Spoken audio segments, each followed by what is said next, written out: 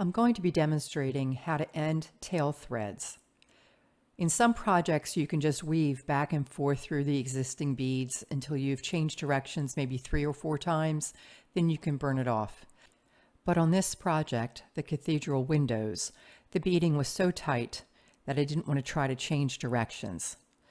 So taking the working thread, run it a few beads away from where you've ended, loop the needle around other threads that had previously gone between these beads, go back through the loop, and then carefully pull that knot down snug, being careful not to get it wrapped around the neighboring beads.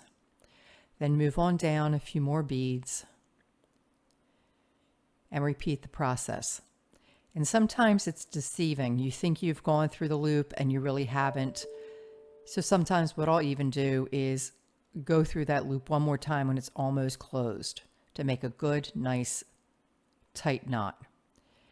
And because I'm not changing directions, if you ever find yourself where you're going straight down a run, you'll want to maybe even put a third knot in here. Because even when you're using knots, always make at least 2 knots, and it's preferable to change directions between those 2 knots and head back the other way. Then once you have your knots, I'll still weave down a few more beads, and then I burn the thread off. I personally use the Thread Zapper by Beadsmith.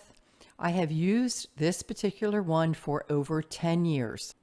Hold your working thread nice and tight, then press the button down on the Thread Zapper and just tap the tip to the base of the thread. Be careful, don't touch your skin. This is red hot.